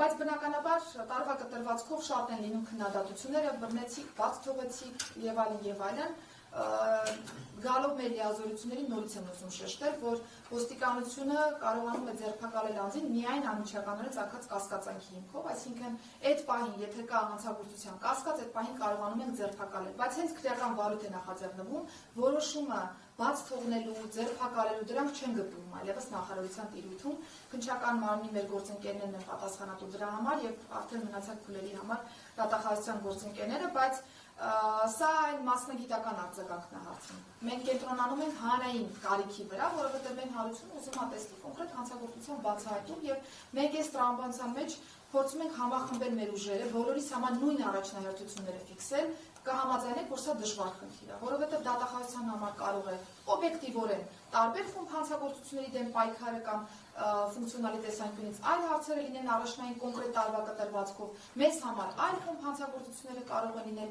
քննչական մարմնի տեսանկյունից իր վարույթները անդադ մաքրելու, վարույթներն ավարտելու տրամաբանության մեջ կարող են 5 տարիների գործերը առաջնահերթ լինել եւ այստեղ մենք պիտի կարողանանք իրար համար ինչ-որ բալանսավորող մոտեցումներ ապահովել, բարդ է, բայց հաշվի առնելով հանրային ակնկալիքը փորձում ենք այս տրամաբանությամբ առաջ գնալ։ Կրծքին ամրացվող տեսախցիկների մասով ասեմ, որ բարեկային ծառայողների մասով էլ դեռ ունենք այդ խնդիրը, որովհետև հատկապես Երևանի գնդի տրամաբանության մեջ, քանի որ նոր է գործարկվել ծառայությունը, փոքր թվակազմով էին ձեռք բերել տեսախցիկները եւ հերթափոխով էին օգտագործում, դրա համար մաշվածությունն ավելի մեծ էր այս պայմանությամբ, բայց մեծ խմբականակ ձեռք են բերել, այսինքն Երևանի գնդի դեպքում այդ խնդիրը չենք ունենա տեսախցիկների չաշխատելու։ Համայնքային ոստիկանների համար արդեն իսկ գնում կա հայտարարված մեր համաշխարհային բանկի գործընկերների հետ, թե պլանշետներ պիտի ունենանք ծառայողների համար եւ թե նաեւ կրծքին ամրացվող տեսախցիկներ, որպեսզի թափանցիկության ավելի բարձր մակարդակ ունենանք։ Գվարդիայի համար փոքր խմբականակ ձեռք ենք բերել, բայց շեշտը դրել ենք այս պայմանությամբ ուժի կիրառման ստանդարտի վրա, այսինքն այն պրակտիկ գործողությունների վրա, որոնք որ իրականացնում են, այս փուլը կհաղթահարենք, զուգահեռ արդեն նաև կրծքին ամրացվող տեսախցիկները հատկապես հատուկ նշանակության ստորաբաժանման համար ձեռք կբերենք, որովհետև նրանք ավելի բարձր, այսպես ասեմ, ռիսկային պրոցեսների մեջ են մտնում եւ այդտեղ թափանցիկությունը շատ ավելի էական է։ Փուլ ձեռք բերելով գնում ենք առաջ հաշվի առնելով մեր ֆինանսական հնարավորությունները։ Ոստիկանության ոլորտի բարեփոխումների տեսանկյունից տեսեք, մի քանի շերտ կա գնահատման։ Առաջինը եւ ամենաօբյեկտիվը թերևս, ես կարծում եմ հանրային հարցումներն են, որտեղ որ արտահայտվում է ոստիկանության նկատմամբ վստահության մակարդակը։ Ինչքան էլ որ մենք տարբեր ուղղություններով սկսենք դիտարկել լավ արդյունքներ, բայց եթե հանրությունը չի ընկալում այդ արդյունքները եւ մենք հարցումների մեջ չենք նկատում վստահության մակարդակի աճ, շատ դժվար է բավարարել այն հանրային ակնկալիքը, որը կա ոստիկանության ոլորտի բարեփոխումների տեսանկյունից։ Եվ ես էլի, ես ուրախություն բառը շատ եմ ասում, բայց որտեղ արդյունքները շատ են, դրա համար եմ ասում։ Ուրախությամբ պիտի նշեմ, որ Միջազգային Հանրապետական ինստիտուտի վերջին արդյունքները հետազոտական ևս հանրայնացվել են եւ 26 թվականի փետրվարի տվյալներով մենք 55%-ից բարձրացել ենք 61% վստահության մակարդակով եւ կարեւորը որ ոչ թե չկողմնորոշվածների թիվն է աճել, այլ դժգոհողների թիվն է նվազել։ Եթե անցած տարվա հունիսի դրությամբ մենք 41% ունեինք հարցվողների, ովքեր որ դժգոհել են ոստիկանական աշխատանքից, այս տարի արդեն 37 է այդ տոկոսը։ Իհարկե, այս տոկոսը ավելի բարելավելու միտում ենք միշտ ունենք, որովհետև հանրային կարծիքն է առավելապես կարևոր, հանրությունը պիտի ընկալի այս բոլոր փոփոխությունները եւ մենք պիտի այդպես տեսնենք այս փոփոխությունները, բայց ես սրա կողքին ուզում եմ նաեւ մի հարցի էլ անդրադառնալ, որ հատկապես նախընտրական ժամանակահատվածում աշխարհին հայտնի մեթոդաբանությամբ քաղաքական տարբեր ուժեր օգտագործում են այդ քաղաքական տեխնոլոգիա ասվածը հանրության մեջ անապահովության զգացում բերելու, անընդհատ նույն դրվագը մի 10 օր քննարկելու, նույն դրվագի տարբեր էլեմենտներ անդադ հանրայնացնելու, ստանդարտ ինչ-որ մի իրավիճակ, որը միշտ եղել է Հայաստանի Հանրապետությունում, ավելի ուռճացված ներկայացնելու, այստեղ մենք կարիք ունենք նաև թեման կոմունիկացնելու հանրության հետ, որպեսզի մեր հանրությունն էլ հասկանա, որ դեպքերը կան, այո, տարբեր դեպքեր կարող են լինել, պետությունը այսպիսի քաղաքականություն ունի, այս մասով հաջողում է, այս մասով դեռ աշխատանք ունի անելու, բայց որևէ սարսափելի իրավիճակ Հայաստանի Հանրապետությունում չկա, հակառակը մենք անընդհատ հանրայնացնում ենք, որ 3.2% նվազում ունենք հանցագործության, ընդ որում շատ կարևոր խումբ հանցագործությունների, մարդու դեմ ուղղված հանցագործություններով մենք նվազում ունենք։ Նույն, որ ասում ենք առողջությանը պատճառված ծանր վնասները շատացել են։ Չէ շատացել, ուղղակի մի ամսվա ընթացքում միգուցե 3-4 դեպքը այնքան հանրային տիրույթում սկսի քննարկվել, որ տպավորություն լինի, թե շատացել են, բայց հենց այդ խումբ հանցագործությունները նվազել են մեր վիճակագրության մեջ։ Ընդ որում որևէ մեկը չի ասում, տիկին նախարար, ձեր վիճակագրությունը կեղծ է, ձեր վիճակագրությունը սխալ է, որովհետև չեն էլ կարող նմանատիպ բան ասել։ Հայաստանի Հանրապետությունում կա բաց թափանցիկ վարվող վիճակագրություն, այդ դեպքերը չեն կարող թաքցվել։ Եթե տարբեր ժամանակահատվածում տարբեր նպատակադրումով կարող է որոշակի դեպք չարձանագրվել, հիմա այդպիսի իրավիճակ չկա։ Հակառակը մենք անգամ ամենաչնչին կոմենտի, գրառման հետևից գնում ենք եւ դրանով է պայմանավորված նաեւ որ որոշակի խումբ հանցագործություններ դուք կտեսնեք որ հաղորդումով գնում են առաջ։ Ընտանեկան բռնության դեպքերն են սկսել արձանագրվել, ընտանեկան բռնության դեպքերը շատացել են մեր հանրությունում։ Ոչ։ Ուղղակի մենք տեսնում ենք, որ նախորդ տարվա կտրվածքով օրինակ ավելի շատ հասարակական կազմակերպությունների միջոցով էր գալիս ազդակները մեզ, այս տարի տեսնում ենք, որ ոստիկանական նաև խողովակով ավելի շատ հանցագործության մասին հաղորդում գալիս եւ գրանցվում։ Եթե պետությունը հայտարարում է, որ կոռուպցիայի դեմ պայքարումը չի կարող կոռուպցիոն հանցագործությունների թիվը չաճել ընդհանուր սանդղակում, դա չնշանակեց, որ կոռուպցիան սկսել է շատանալ մեր հանրությունում։ Ոչ, ուղղակի դեպքերը նախորդիվ եթե ձեռնտու էին չբացահայտվեին, հիմա պետությունն ասում է հնարավոր չի տենց բան։ Մենք ցանկացած հաղորդում արձանագրելու ենք եւ գնալու ենք դրա հետևից։ Եթե երկրում ստեղծվել է հակակոռուպցիոն կոմիտե, որ այդ խումբ հանցագործությունների դեմ ավելի արդյունավետ պայքարի, հնարավոր չի հակակոռուպցիոն կոմիտեն արձանագրի նույնքան հաղորդումներ, որքան մինչև իր ստեղծումն էր եղել։ Դուք հարց կբարձրացնեք, հակակոռուպցիոն կոմիտեն ինչի համար է ստեղծվել։ Եվ եթե գործընկերոջս պարոն Նահապետյանին հարցադրում ուղարկեք, կտեսնեք, որ մինչև 2018 թվականը որպես կանոն 400-500 հաղորդումներ են եղել կոռուպցիոն հանցագործություններում, հիմա 2000-ից ավելի հաղորդում եւ դրանով նախաձեռնված նաեւ քրեական վարույթ կա։ Ազդարարի հարթակն ենք ակտիվացրել։ Այնտեղից էլ հաղորդումներ կան։ Մի մասը այո չի նախաձեռնում, մի մասը նախաձեռնվում է։ Ուզում եմ ասեմ, որ երբ որ նայում ես կառուցվածքը եւ ուզում ես օբյեկտիվ պատկերը տեսնել, հաստատ կգտնեք այն բոլոր ճիշտ խնդիրները եւ կարձանագրեք այն բոլոր ճիշտ արդյունքները, որոնք որ պետական քաղաքականության արդյունքում մենք գրանցում ենք։ Նորից եմ ասում, չի կարող պետությունն ասի, մենք պայքարում ենք տնտեսական հանցագործությունների դեմ, կոռուպցիոն հանցագործությունների դեմ։ Ես հայտարարեմ, որ մենք 25 միլիարդ դրամի պետության եւ համայնքին պատճառված վնաս ենք հայտնաբերել, ու դուք չտեսնեք հանցավորության մակարդակի այդ խումբ հանցագործությունների աճ, գրանցված հանցագործությունների աճ, որովհետեւ մենք հաղորդում ենք ուղարկել։ Մենք չենք նայում այս հաղորդումը արժի ուղարկել, թե չարժի ուղարկել։ Եթե փաստական տվյալ կա, հաղորդումը պիտի գնա, գրանցվի եւ մասը դառնա մեր պաշտոնական վիճակագրության։ Այնպես որ ես ուզում եմ, որ նաեւ խորհուրդը հանրային ընկալումների հարցում էլ շատ նուրբ մոտեցում ունենա, որովհետեւ հասկանալի է տարբեր ժամանակահատվածներում թե պատերազմական իրադարձություններ, թե կոവിഡ്ով պայմանավորված իրավիճակ, հոգեհուզական նաեւ վիճակի հետ կապված գիտականորեն հիմնավորված հարցեր ունենք եւ այսպես շարունակ, բայց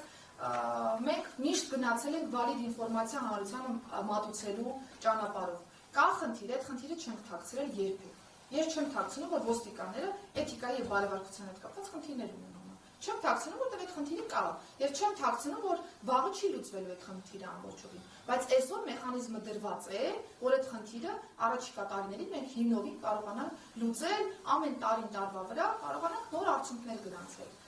Սա առերեսում է, պետք է սրա հետ առերեսվենք, որովհետեւ եթե մենք ասենք, որ ոչ մի խնդիր չկա, բա ինչ ռեֆորմ ենք անում։ Էլ ինչ հարց ունենք այս տեսանկյունից։ Եվ կարևոր է նաև, որ այս տարվա կտրվածքով մենք կենտրոնացել ենք նաև հանցագործությունների բացահայտման վրա, հատկապես սուր հանցագործությունների, նկատի ունեմ նաև սպանությունները, որովհետև որքան էլ որ էլի հանրության մեջ անընդհատ խոսվի, որ սպանություն ամեն օր Հայաստանի Հանրապետությունում սպանություն կա, հետ են գալիս հոգեհուզական այդ էմոցիոնալ վիճակից դեպի փաստական տվյալները։ Մենք 50 սպանություն ունենք արձանագրված Հայաստանի Հանրապետությունում 2025 թվականի կտրվածքով, համաշխարհային միջինից ավելի նվազ ցուցանիշ է 100,000 բնակչի հաշվով։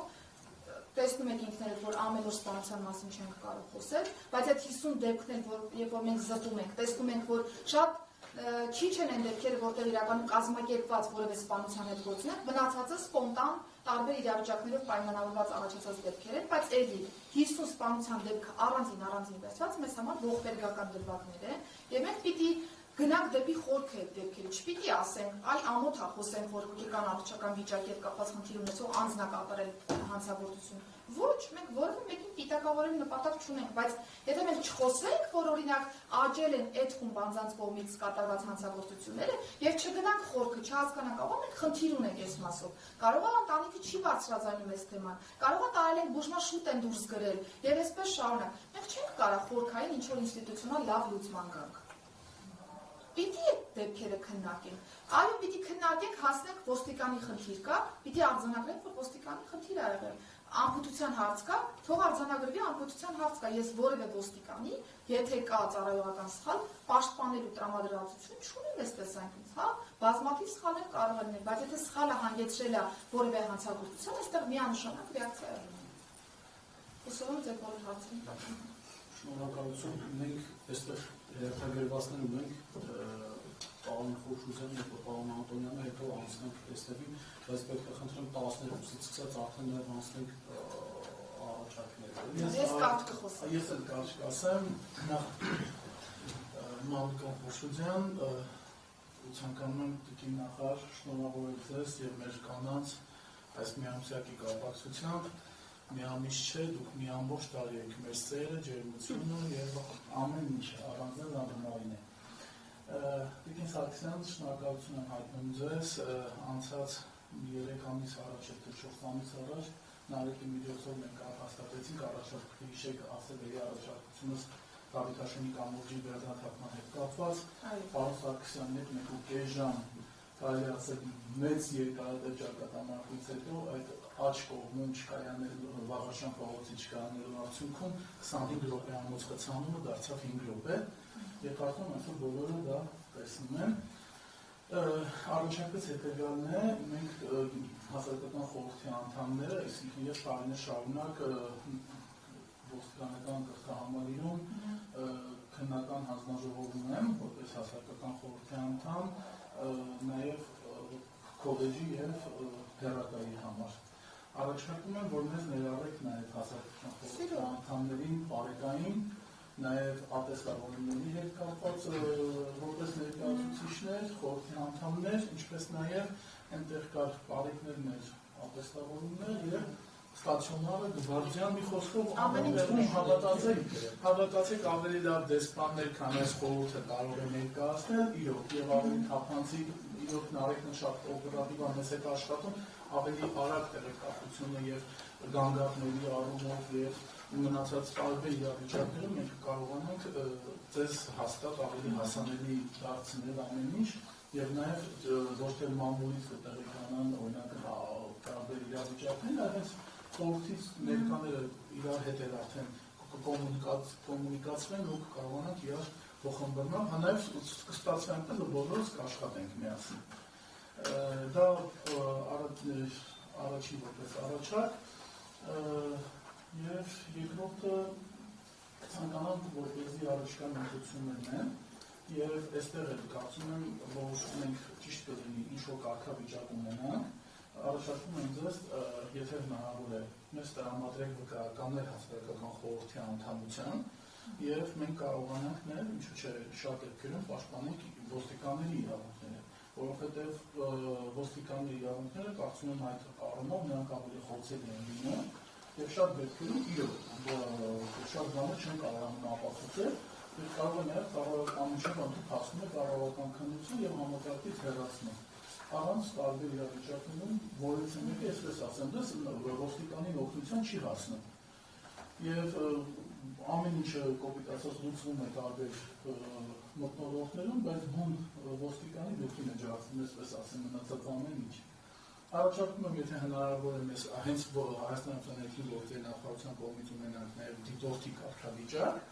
եւ մենք տարբեր տեղամասերում մենք այդպիսի լիազորություն ունենանք, որ գնանք դիտենք, չգիտեմ, արձանագրի ոստիկանին օգնելը, ոստիկանին օգնություն տրամադրել։ Այսքան։ Շնորհակալություն, պարոն Խուշուտյան, շնորհավորանքի համար։ Կազմում ընդգրկվելու մասով կրթահամալիրի որևէ խնդիր չեմ տեսնում, մենք մշտապես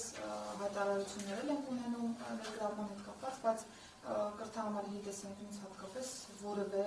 հարց չկա, հակառակը մենք ինքներս ենք խնդրում հասարակական կազմակերպություններին, որ ժամանակ տրամադրեն եւ մասնակցեն, որովհետեւ այս քննությունները եւ ատեստավորները բավական երկար ժամանակ են տանում, խլում այստեղ մեր օրինակ ատեստացիայի հանձնաժողովի կազմից նաև ներկայացուցիչ ունենք, ինքն վստահ գիտի, որ բավական ժամանակատար է, այնպես որ եթե ցանկություն կա, մենք միանշանակ համաձայն ենք այս մասով։ Ինչ վերաբերում է ոստիկանին օգնության չհասնելուն կամ ոստիկանի գլխին ջարդվելուն, ես վստահեցնում որ իմ պաշտոնավարման ժամանակ չի կարող լինի այդպիսի դեպք, երբ որ ոստիկանը իրականում արդարացի լինի եւ իր գլխին որևէ բան ջարդվի, բացառում եմ այդպիսի իրավիճակ, որովհետև մենք ծառայողական քննության հասնում ենք տնտեսական պայմաններում, երբ որ վստահ ենք, որ մեր ծառայողը որոշակի խնդիրներ ունի, մինչև էլ սկսում ենք ծառայողական ուսումնասիրություն, եթե վստահ ենք լինում, որ խնդիր չկա կամ աննշան ինչ-որ հարցեր են, չենք հասնում ծառայողական քննության, բայց եթե խնդիր կա ծառայողական քննություն, մի հատ էլ քրեական բարույթ եթե դրա հիմքերներ կան։ Այնպես որ ոստիկանական համակարգը գոնե ներգերատեսչական մակարդակում պաշտպանության կարիք չունի, իսկ ինչ վերաբերում է հանրությանը շփումների եւ մնացյալի մասով, ես խնդիր չեմ տեսնում, որ խորհրդի անդամներին վկայականի ձևաչափը կազմակերպել, իհարկե մնալով խորհրդի անդամի լիազորության շրջանակները, որտեղ վկայականը որևէ ձևով որևէ այլ արտոնություն կամ process չի կարող երաշխավորել խորհրդի անդամների համար, իսկ դիտորդի կարգավիճակի մասով ընտրական օրենսգրքի տրամադրությունը պիտի աշխատի, մենք այստեղ լրացուցիչ ինչ-որ երաշխիքներ չենք կարող ապահովել, բայց եթե խորհրդի անդամները ցանկություն ունեն դիմելու, բնականաբար մենք նաև ԿՀ-ի մեր գործընկերներին կողոպտորենք, որ process-ը կազմակերպի, եթե իհարկե բոլոր չափանիշներին բավարարվի։ Կամ եթե հնարավոր մինչ այդ մենք ևս մեկ հանդիպում ունենանք, այդ կազմակերպչական առումով ինչ-որ կարող ենք օգտակար լինել, գիտեմ, որ այդ օրինակ թեժ գիծ է գործում, որը թեժ գծի հետ կապված է։ Այո, բոլոր ընտրատեղամասերը ուժերով պահպանվում են եւ այլն, ամբողջը կա, եթե հարցեր կլինեն, որ կուզենաք հասկանալ ոնց է կազմակերպվում կամ խնդիրներ եք տեսել, որոնք որ կուզենաք շփկելով գնանք առաջ, միանշանակ կարող ենք քննարկել։ Շնորհակալություն, պարոն Անտոնյան։ Ես նույնպես չեմ խորհրդանում ասել։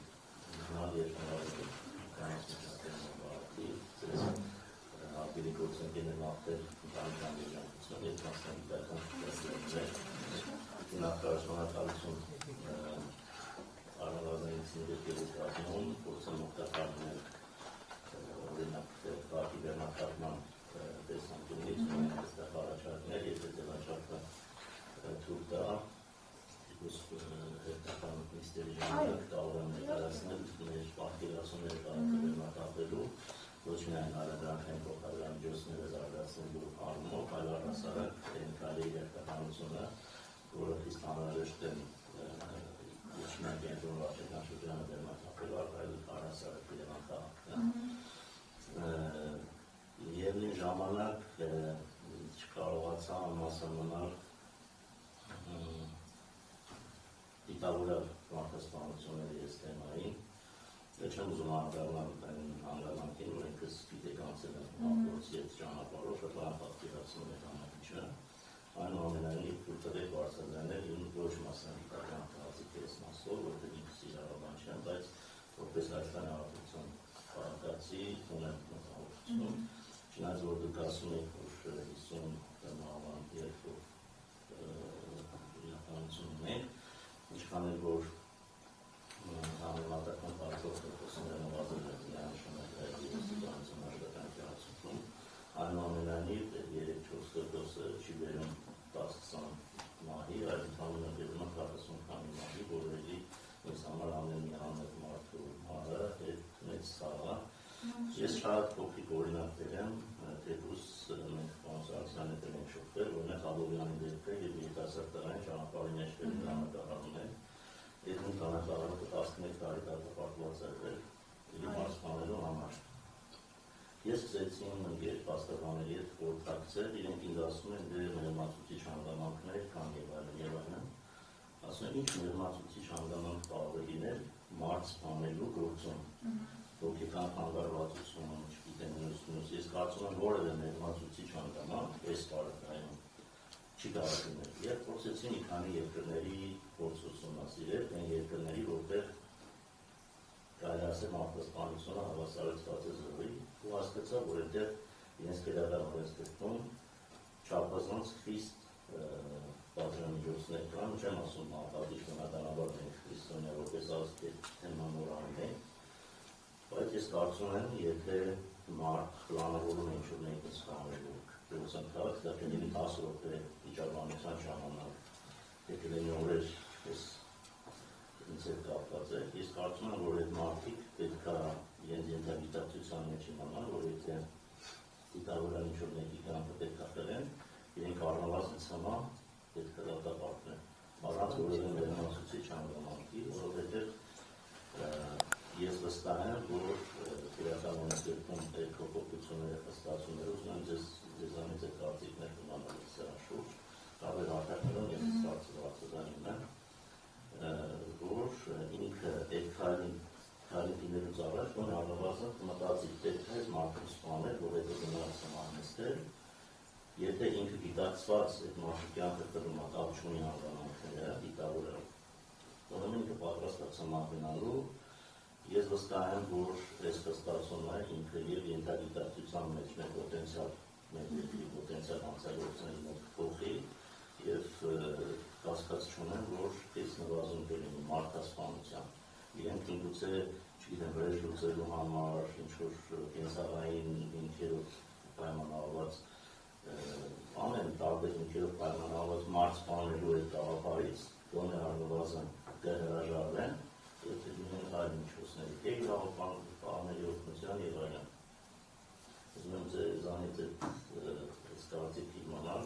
այդ նախաձեռնությունը, եթե դրական են այլում կարարները մեր կողմից, կարգերի այնուամենայնիվ եթե ձևաչափը թույլ տանեն որպես կունենայի նաև այս հարցներ կարգային դարձնել, այս մասով էլ ես որոշակի ուսումնասիրություն ունեմ, կուզենամ, որ 50 հոգին որ տարվա ընթացքում քվերում ենք ասում, բայց այդտեղ 50 ճակատագրեր են, 50 ընտանիքներ հանդիպած, դա չունի ուղղասպանել, ինչ պատճառներով, գոնե դա մենք փորձենք մեր երկրում հնարավորինս շնորհակալ որ մեր խորհուրդը հարցունարեր փորձի աշխատել եւ օգտակար լինել նախարարությանը եւ անձանցից։ Շնորհակալություն մտքերի համար, պարոն Անտոնյան, ճանապարհները բեռնաթափելու մասով առաջարկներ սիրով առաջիկա ցանկացած քննարկմանը կարող ենք քննարկել։ Ինչ վերաբերում է սպանություններին, ես ինքս էլ իմ խոսքում նշեցի, որ թվականը թեև փոքր է, բայց յուրաքանչյուր դեպքը միևնույն է, որ պետական դեպք է, այստեղ երկրորդ կամ երրորդ կարծիքներ չի կարող որպես այդպեսին։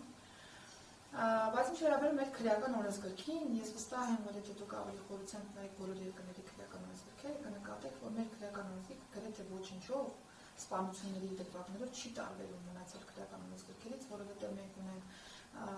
տարբեր, այսպես ասեմ, մեղմացնող հոդվածներ, որոնք որ կան, չգիտեմ, հոգովից նորացնի սպանություն եւ այլն, կամ հոգեհուզական վիճակում կատարված սպանություն, նմանատիպ մեղմացնող բաները բոլորը կան։ Մեզ մոտ ցմահ ազատազրկում եւս կա սպանության համար նախատեսված, ուղղակի ծանրացնող հանգամանքների դեպքում պիտի լինի այս սպանությունների մասով, որպեսզի ցմահ ազատազրկումը լինի եւ գիտեք, երբ որ մենք իրար հետ թեկուզ չկա որևէ նիստում նայենք այս սպանության բովանդակությունները, դուք կնկատեք, որ ուզմա ցմահ լինի, ուզմա 20 տարի լինի, ուզմա 25 տարի լինի, ուզմա 15 տարի լինի, եթե այդ ընկալումը այդ արարքի չգնալու չկա, անիմաստ է ուղղակի, որովհետև մեր հիմիկվա շատ երիտասարդներ ձեր կարծիքով չեն վախենում, որ կարող է չեն գիտակցում, օրինակ դրա համար կարող է ցմահ ազատազրկում լինի, չէ, դրա համար ասում, երբ որ մենք վերլուծում ենք, նկատում ենք, որ պահի տակ առաջացած օրդկման արդյունքում այդ մարդը չի գիտակցում, որ այդ պահին տենց ռեակցիա չի կարելի ուղղակի տալ, չի էլ հասկանում դրա հետևանքները շատ հաճախ որպես կանոն։ Ընդ որում մենք նաև նկատում ենք, որ դրվագներ կա, որտեղ որ ընդհանրապես դանակահարություն է տեղի ունեցել, բայց դրա արդյունքում կարճ ժամանակ հետո մահը վրա հասել, բնականաբար հատկանիշները կան, դա սպանություն է որակվում որպես այդպեսին, այսինքն բոլոր դեպքերը չի, որ զենքով հատուկ գնում են, որ այդ սպանությունը տեղի ունենա, որ ասենք, որ մարդը լավ թքած ունի ինչ-որ օրենսդրական կարգավորումների վրա, սրա վրա, իր կյանքի վրա եւ այլն։ Բայց ուզում եմ ասեմ, եթե մենք չընկալեցինք, որ այդտեղ կարևոր է նաեւ գիտակցությունը, ցմահ ազատազրկումը այսպես թե այնպես կա։ Կներեք, բայց մենք ահաբեկչության համար էլ շատ խիստ պատիժներ ունենք, բայց դա չի խանգարում մարդկանց օրը ցերեկով կամ չգիտեմ երեկոյան կողմ գնալ եւ ինչ որ միջոցներով ազգային անվտանգության ծառայության շենքի վրա բան նետել եւ ահաբեկչության հոդվածով օրինակ գնալ եւ անցնել ու կալանավորվել։ Մեղմացնող հանգամանքների բացառելու մասին։ Ուղղակի մեղմացնող հանգամանքները բոլոր երկրներում կան։ Մենք չենք կարող չգնահատել անձնային որոշակի հատկանիշներ, որոնք որ կարող են մեղմացնել, ընդ որում այստեղ կա նաև հիմա չեմ հիշում ներկա, թե նախկինում ամեն դեպքում շփվել ենք, քրեակատարողական հիմնարկներում աշխատող հասարակական կազմակերպությունների դեպքում էլ կնկատեք, որ շատ հաճախ մեր գործընկերները պնդում էին, որ մի հոգու սպանության համար այն ժամանակ իհարկե եղել է մահապատիժ, հետո փոխվել է ցմահ ազատազրկման, ու անընդհատ այս բանավեճը կա արդյոք մի հոգու համար, մի հոգու սպանության համար, որքան էլ որ դեպքը ոչ մեկ չի վիճարկում, որ ողբերգական է, բայց օրինակ ցմահ ազատազրկումը կիրառես հաշվի չառնելով մի շարք նյուանսային պահեր։ Այս բանավեճ անընդհատ կա, ես դեմ չեմ, որ բերենք քննարկենք, հասկանան խստացման տարբեր բաներ, բայց ես երբ որ ավելի խորքային եմ նայում թեմային, միայն խստացումը չի, որ հետ ապահելու անձանց որոշակի գործողություններից։ Օրը ցերեկով եթե դու կարող ես խոհանոցային դանակը հետ գնալ տուն,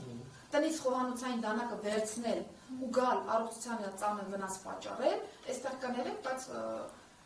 այդ խստացումը դրա վրա չի հասնելու։ Ինքը շատ լավ գիտի, որ մի քանի տարի շարունակ կարող է ազատազրկման դատապարտվի այդ դեպքի մասով, բայց իմ ասած ինչա, որ գնանք դեպի մարդու ընկալման տիրույթ եւ փորձենք մեր գործողությունները դրա հաշվառմամբ կառուցել, որտեղ եթե մենք ասենք, որ այ այդ իրավիճակում կա, չգիտեմ, պայմանական ոստիկանական կարգախումբ թող այդտեղ կանգնի, կամ ուրիշ ինչ-որ միտեղ, ուրիշ ինչ-որ մարմին ուրիշ գործողությամբ զբաղվի, ես վստահեցնում եմ այդ պահին, իհարկե որոշ խումբ դեպքերի մասին է, այդ պահին այդ իրավիճակը կախվի, բայց եթե մարդը նպատակադրում ունի կամ որոշ իրավիճակում այդ պորտման էֆեկտը առաջանում ու գնալու է այդ քայլին, այդ տանը կանի այդ նույն իրավիճակը։ Այս վերջերս մենք ունեցել ենք դեպք, որ անձը, էլի չմինականացնեմ, որ ինձ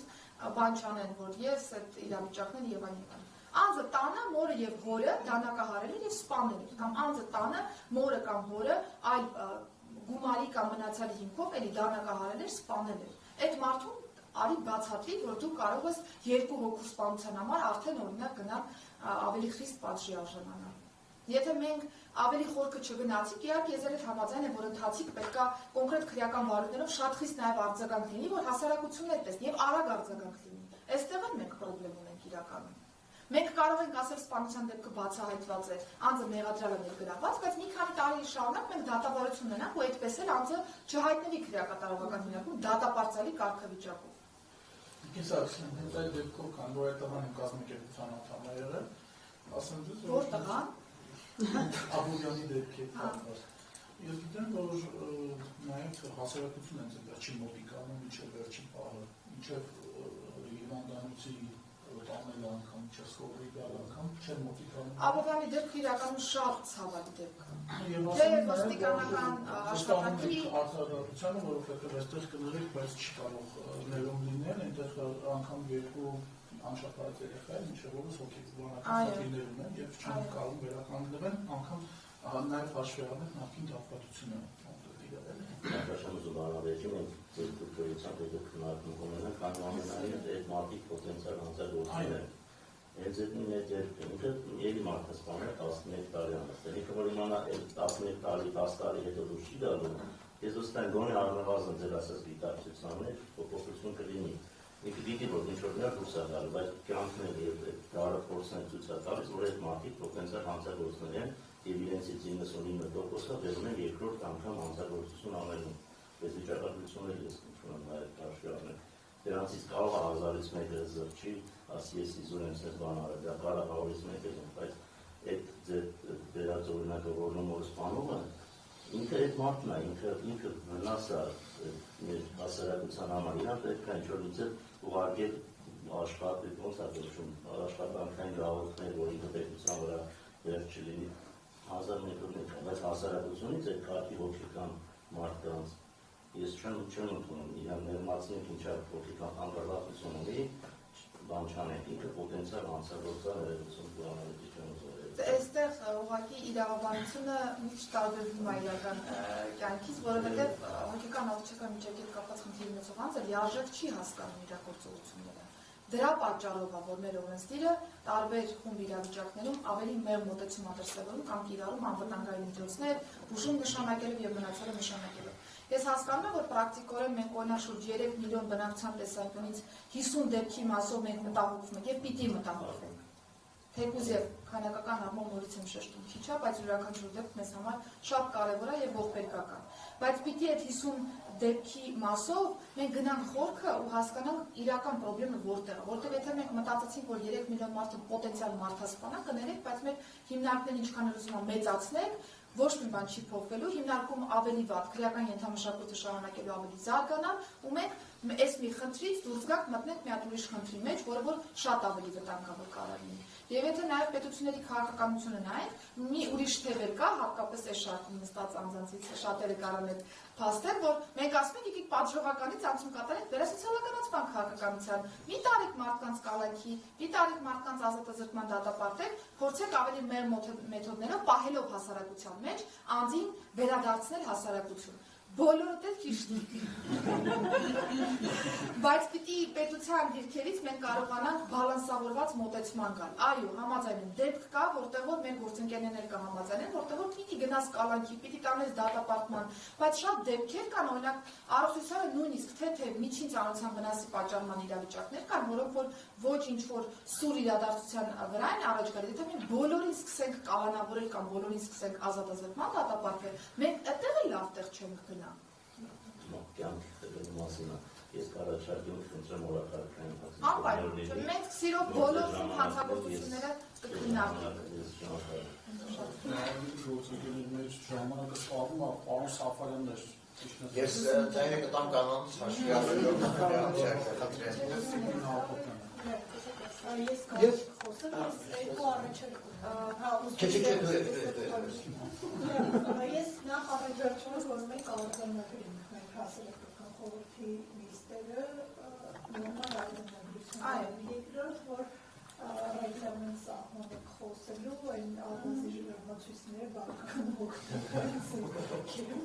Երրորդ, ես կառաջարկեմ, որ հաջորդ մեր հանդիպմանը մենք քննարկենք վիզաների ազատականացման գործողությունների ծրագրի կատարման ընթացքը, մեր պլատֆորմից այստեղ մի քանի մասնակից կա, մեզ հատկապես կա շատ հետաքրքիր։ Շնորհակալություն Տիկին Հակոբյան, իրականում նիստը տեսաձայնագրարվում է, դուք նաև թղթային տարբերակով կամ թղթային չէ, գոնե մեյլային տարբերակով կստանաք արձանագրությունը նաև հավաքած տարբերակով, եթե դիտարկումներ կունենաք, բնականաբար կասեք շփումները կանենք, որպեսզի նաև փաստական գնանք առաջ, որ հասկանանք ինչ թեմաներ են քննարկել եւ ինչ են մնում։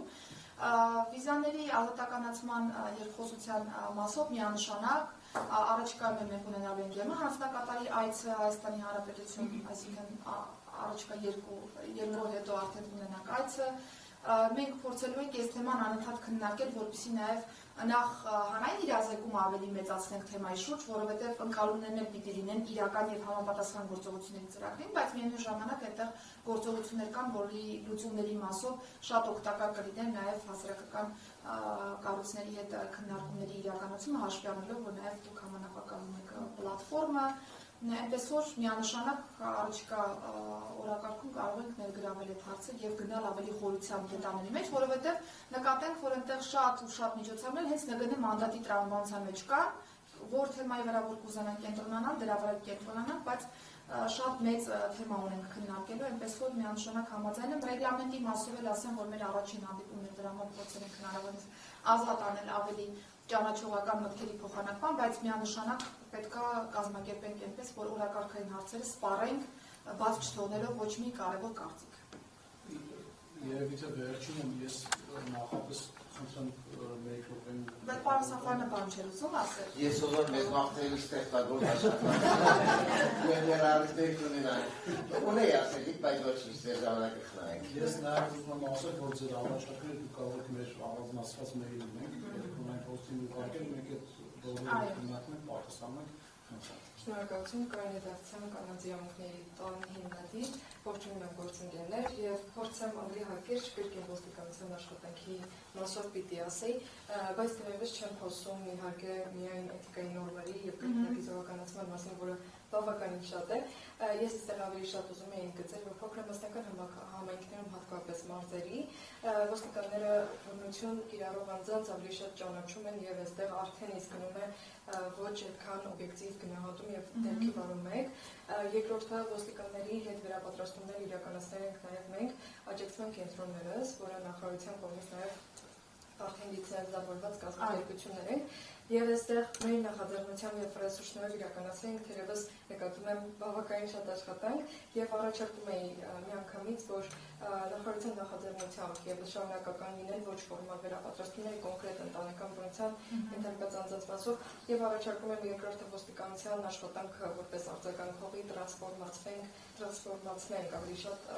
կանխարգելողի, որովհետեւ ավելի լավ է կանխարգելել, քան աշխատել դեպքերի հետ եւ երրորդը ոստիկանության հետ մշտապես հանդիպումներ են ունենում տարբեր կրկին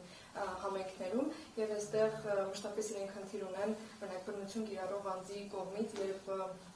անհետաձգելի միջամտության որոշումը խախտում են այս պարագայում իրենց իրավասությունների մասով կրկին հոգեկան առողջության խնդիր ունեցող անձանց հետ աշխատելիս, եթե բնությունը կիրառվել է իրենց կողմից իրենց հետ աշխատելու եւ մի շարք այլ սկսած տրանսպորտի հարցով, այլ պիտի ապահովեն։ Ամեն դեպքում մեզ հասած կարիքներն են, որ ոստիկանների կարիքները եւս խնդրում են գնահատել եւ իրավասությունների շրջանակը փոքր-ինչ ավելի փոփոխել, որոշ կետեր իհարկե վերաբերում են օրենսդրական փոփոխությանը, որոշ կետեր էլ դրանից դուրս են, հետեւաբար որպեսզի ավելի պատշաճ լինի